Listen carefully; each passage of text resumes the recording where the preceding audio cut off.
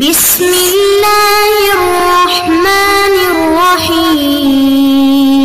اعوذ باللہ السمیع العلیم من الشیطان الرجیم بسم اللہ الرحمن الرحیم الحمد للہ والصلاة علی اہلہا۔ عزیز طلبہ السلام علیکم ورحمۃ اللہ وبرکاتہ۔ اصول الکافی سبق 82 میں کتاب العقل والجہل کا 47واں حصہ ذکر ہونے والا ہے۔ سب سے پہلے خلاصہ جات کو دیکھ لیتے ہیں۔ گزشتہ سبق میں عقل مند کی نشانیوں کو بیان کیا گیا، عاقل کی نظر میں دنیا کی حیثیت اور امام علی علیہ السلام کے کلام سے رہنمائی حاصل کی گئی۔ اس درس میں امام حسن علیہ السلام کا عقلاء کی مدح میں کلام اور امام زین العابدین کی نظر میں کمال عقل کے متعلق رہنمائی ذکر کی جائے گی۔ متن اصول کافی کو پڑھ لیتے ہیں۔ فرمایا وقال الحسن بن علی علیہم السلام اذا طلبتم الحوائج فاطلبوها من اہلها قیل یا ابن رسول اللہ ومن اہلها قال الذين قص الله في كتابه وذكرهم فقال انما يتذكر اولو الالباب قال هم اولو العقول۔ وقال علي بن الحسين عليهما السلام مجالسة الصالحين داعية الى الصلاح وادعاب العلماء زيادة في العقل وطاعة ولاة العدل تمام العز واستثمار المال تمام المروءة وارشاد المستشار قضاء لحق النعمة وكف الأذى من كمال العقل وفيه راحة البدن عاجلا وآجلا۔ اس میں آنے والی لغات کو دیکھ لیتے ہیں۔ قص یقص بیان کرنا، داعیت دعا یدعو سے ہے، انگیزہ دلانا، جوش دلانا، دعوت دینا، ادعاب کوشش کرنا، عادت حاصل ہونا، استفادہ کرنا، استثمار استثمر یستثمر استثمار ہے نشو نما پانا، اضافہ ہونا، ارشاد باب فعل ارشدہ یرشد رہنمائی کرنا، مستشیر استشارہ یستشیروں سے ہے مشورہ طلب کرنا۔ یہاں تک اصول کافی کے نسخوں کا تعلق ہے اور شارحین کا تعلق ہے تو ادعاب کے حوالے سے بہت سے نسخوں میں یہی لفظ ہے، بعض میں اور جناب مرات العقول نے بھی اس کو ادب لکھا ہے اور بعض نسخوں میں آداب ہے۔ تو یہ مختلف اس کی قراتیں پائی جاتی ہیں، اس کے تلفظ پائے جاتے ہیں، اس کی رسم الخط ہیں، لیکن اس میں جو ترجیح دی گئی ہے دار الحدیث کے نسخہ میں جو تحقیق کے ساتھ شائع ہوا ہے، محقق شعرانی کی تحقیق کو انہوں نے ترجیح دی ہے اور اس کا ادعاب جو ہے یہ مصدر ہے دعب سے اور یہ جد اور کوشش کے معنی میں ہوتا ہے، عادت اور دوام کے معنی میں ہوتا ہے، تو اس مقام پر بھی دوام کے معنی میں ہوگا جیسا کہ علامہ محقق شعرانی کے حاشیہ اصول کافی سے سمجھا جاتا ہے۔ انہوں نے فرمایا کہ میرے نزدیک بہتر یہی ہے کہ اس کو ادعاب العلماء پڑھا جائے، یعنی کہ علماء سے اصرار کے ساتھ استفادہ کیا جائے اور ان سے معارف کا استنباط کیا جائے، یعنی جب انسان علماء کی محفلوں میں ہمیشہ رہے گا اور ان سے علمی استفادہ کرے گا تو اس کی عقل و معرفت میں اضافہ ہوتا ہے۔ اسی طرح استثمار المال کے متعلق بھی علامہ مجلسی کا بیان یہاں پہ ذکر کیا گیا ہے۔ تو اس متن کا معنی یہ ہوگا کہ امام حسن ابن علی علیہ السلام نے فرمایا کہ جب تم حاجت اور ضرورت کو طلب کرو تو ان لوگوں سے طلب کرو جو اس کے اہل ہوتے ہیں، جو اس کی لیاقت رکھتے ہیں۔ کہا گیا اے فرزند رسول اس کی لیاقت اور استعداد کون رکھتے ہیں؟ فرمایا وہ لوگ کہ جن کا ذکر قرآن کریم میں ہوا ہے اور ان کا بیان آیا ہے۔ کہاں پہ ہے؟ فرمایا انما یتذکر اولو الالباب، بے شک نصیحت حاصل کرنے والے صاحبان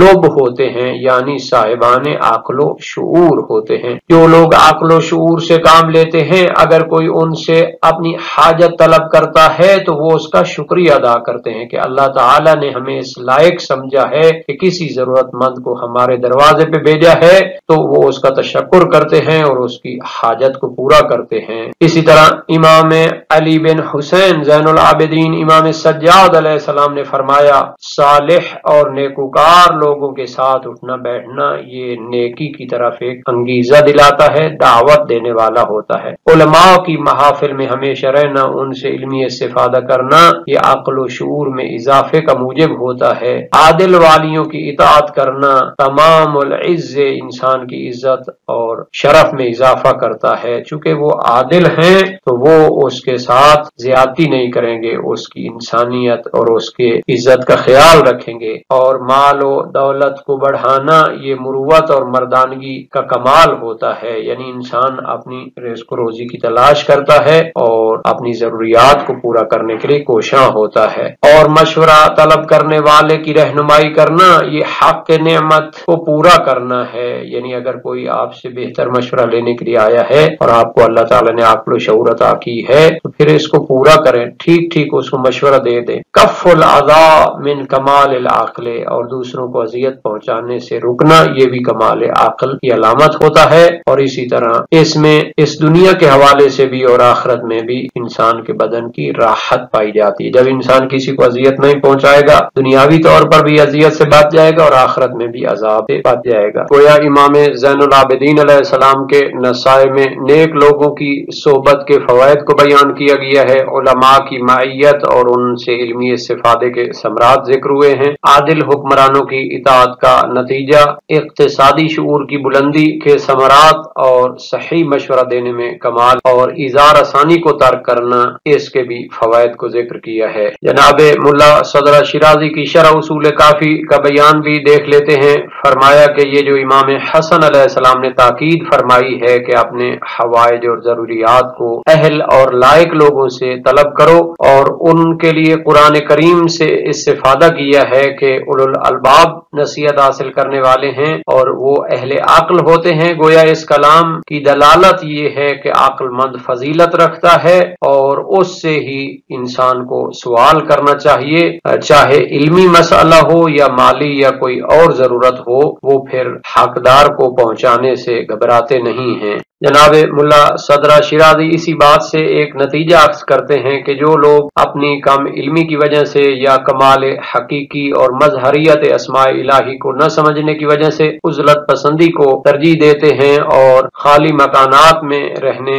لگتے ہیں اور لوگوں سے مدد اور علمی حوالے سے استفادے کو چھوڑ دیتے ہیں، ان پر ناقد کیا ہے، اور اسی طرح بلکہ ان کی نظریاتی اساس اور بنیاد پر بھی ناقد کیا ہے کہ وہ لوگ سمجھتے ہیں کہ ہمیں اپنے جو مشاعر ہیں اور قوا ادراکی ہیں ان کو بھی غیر خدا کے لیے کام میں نہیں لانا چاہیے تاکہ ہمیں مبدأ فیاض سے توجہ حاصل ہو اور ادھر سے ہمیں علم حاصل ہو۔ لیکن فرماتے ہیں کہ دونوں جو ان کے نظریات ہیں یہ حقیقت سے کجی کی علامت ہیں، بلکہ انسان کو چاہیے کہ انسانی معاشرے میں ایک دوسرے کے جو لیاقت ہے، استعداد ہے، اس سے بھرپور استفادہ ہو، اور جو اللہ تعالیٰ نے قلب اور دل عطا کیا ہے، یہ حواس خمسہ عطا کیے ہیں، ان کو بہتر استفادہ کرتے ہوئے علم و معرفت کو بڑھانا چاہیے۔ فرمایا حواس خمسہ جس مقصد کے لیے عطا کیے گئے ہیں ان سے استفادہ ہونا چاہیے، اگر ہم اس سے استفادہ نہیں کرتے تو علم کے بہت سارے ابواب سے محروم ہو جاتے ہیں۔ اس لیے کہا گیا ہے من فقد حسا فقد علما، جس کے پاس کوئی خاص حس موجود نہ ہو تو اس سے متعلقہ علوم سے وہ محروم ہو جاتا ہے۔ یہ جو حواس خمسہ ہیں یہ عقل انسانی کے لیے پروں کی مانند ہیں جن کے ذریعے وہ ملکوت میں پرواز کرتا ہے اور علوم کو حاصل کرتا ہے۔ پس جس شخص نے قدرت ہونے کے باوجود حواس کو معزول کر دیا، گویا کہ اس نے انسانی عقل کے پروں کو توڑ دیا ہے اور بہت سارے علوم سے وہ محروم ہونا چاہتا ہے، اور لوگوں سے معاشرت کو اور میل جول کو ترک کرنا اور عزلت کا شکار ہو جانا یہ بھی فرمایا منبت نفاق ہے اور اس سے وسوسہ شیطانی پیدا ہوتا ہے۔ نبی اکرم صلی اللہ علیہ وآلہ وسلم کی سیرت اور ان کے فرامین اس چیز کی مخالفت کرتے ہیں، بلکہ انسان کو چاہیے کہ ان کی سیرت پر چلتے ہوئے معاشرے میں ایک دوسرے کی صلاحیتوں سے استفادہ کرے اور علم و معرفت کے باب میں جو کمال کو پہنچے ہوئے لوگ ہیں ان سے استفادہ ہونا چاہیے۔ نبی اکرم صلی اللہ علیہ وسلم نے جنہیں جوامع کلم عطا کیے گئے تھے انہوں نے فرمایا وہ اس تو لأتمم مکارم الاخلاق، تو اگر انسان معاشرت کو ترک کرتا ہے تو بہت سارے مکارم اخلاق سے محروم ہو جاتا ہے، بہت سارے کمالات کو حاصل کرنے سے محروم ہو جاتا ہے۔ تو اس لیے تاکید کی گئی ہے کہ انسان علماء کی صحبت اختیار کرے اور مشائخ سے استفادہ کرے، اور فرمایا اگر کوئی فرض کرے کہ سمجھتا ہے کہ وہ کمال کو پہنچا ہوا ہے، علم کے بلند معارف اس کو حاصل ہو چکے ہیں، تو پھر بھی معاشرے میں رہتے ہوئے اسے دوسرے لوگوں کو تعلیم دینی چاہیے، ان کو رہنمائی کرنی چاہیے تاکہ وہ اس کے ذریعے کافی لوگوں لوگوں کی اصلاح ہو جائے، لوگ سعادت کو پالیں تو اس کا ثواب بھی اسے حاصل ہوگا۔ تو تمام عقل اور کمال عقل یہ ہے کہ انسان حسن معاشرت کو حاصل کرے اور اس کے ذریعے دوسروں کی حکمتوں سے اور ان کے معارف سے استفادہ کرے اور خود جو کچھ حاصل کیا ہے اس کو آگے پہنچائے، تو اس سے مزید اس کو کمالات حاصل ہوتے ہیں۔ اس کے لیے امام سجاد علیہ السلام کی حدیث سے شاہد پیش کیا کہ مولا نے فرمایا کہ نیکوکاروں کی جو مجالس ہوتی ہیں، ان کی محافل ہوتی ہیں، اس سے نیکی کی دعوت پیدا ہوتی ہے، اور علماء سے کسب کرنا اس سے عقل میں اضافہ ہوتا ہے، عادل والی اور حاکم کی اطاعت کرنا یہ عزت و شرف کا کمال ہوتا ہے۔ تو یہ ساری چیزیں یعنی انسان یا تو کمال پہ پہنچا ہوا یا ناقص ہے، تو ناقص جو ہے یا تو دنیا کے لحاظ سے یا آخرت کے لحاظ سے ہے، اور آخرت کے لحاظ سے یا عمل میں نقص ہے یا علم میں نقص ہے۔ تو اول جو کہ دنیاوی ہے وہ یا تو عزت و جاہ کا ہے یا مال و ثروت کے لحاظ سے ہے، اور جو کامل ہے وہ دوسروں کو کمال تک پہنچائے گا تاکہ اللہ تعالیٰ کی نعمت کا شکریہ ادا کرے۔ تو جو غیر ہے یا تو وہ قابل ہے بالفعل تکمیل کے لیے کہ اس میں لیاقت پائی جاتی ہے قبول علم کی، یا وہ قابلیت نہیں رکھتا، اس میں مشکلات پائی جاتی ہیں، اس میں کچھ ایسے رذائل ہیں، ایسے موانع ہیں کہ جن کو دور ہونا چاہیے۔ جناب ملا صدرہ شیرازی نے امام زین العابدین کے فرمان کو عقلی طرز پہ تقسیم کیا ہے، معاشرتی زندگی کے فوائد کو گنوایا ہے، یا تو نقص کو ختم کریں گے اور اس کی تمام صورتوں میں استفادہ ہو سکتا ہے، یا کمال سے استفادہ کرنا ہوگا۔ اگر کسی انسان میں نقص پایا جاتا ہے تو اگر معاشرتی زندگی اختیار کرتا ہے تو اس کے نقص کی تکمیل ہو سکتی ہے۔ دین میں عمل کے لحاظ سے اس میں نقص ہے اور وہ سستی کا شکار ہے، تو اگر صالحین اور نیکوکاروں کے ساتھ رہے گا تو اس کو دعوت ملے گی، اس کو انگیزہ ملے گا اور وہ نیکیاں انجام دینا شروع کرے گا، عملی نقص ختم ہو جائے گا۔ دین کے معاملے میں اس کی علمی نقص ہے، اس میں معلومات کی کمی ہے، تو اگر علماء کی محفل اختیار کرے گا تو اس کا علمی نقص ختم ہو جائے گا۔ دنیا میں عز و شرف کا نقص پایا جاتا ہے، تو اگر صالح اور عادل والی کی اطاعت کرے گا تو اس نے تمام انسانوں کی عزت کو بحال کرنا ہے، معاشرے میں برابری کی تعلیم دینا ہے۔ دنیا میں مالی نقص پایا جاتا ہے، تو اگر معاشرے میں رہے گا تو پھر تجارت کر سکتا ہے، اپنے ہنر کو آزما سکتا ہے، اس سے اس کو بہت زیادہ مال بھی حاصل ہو سکتا ہے۔ ملا صدرہ کی اس عقلی تقسیم کا تتمہ یہ ہے کہ اگر انسان میں کمال ہے تو بھی وہ معاشرے میں بہتر خدمات انجام دے سکتا ہے، دوسروں کی علمی اور عملی رہنمائی کر سکتا ہے اور دوسروں کو اذیت سے بچا سکتا ہے، معاشرے کی ایسی تدبیر کرے کہ اسے جنت نظیر بنا دے، دنیا بھی ان کی سنور جائے اور آخرت میں بھی وہ کمال کو پہنچ جائیں۔ تو دونوں صورتوں میں اس کے لیے کام کرنے کی ضرورت ہے، یا تو اس کی علم و دانش میں اضافہ کریں یا اس کے عمل میں اضافہ کریں۔ تو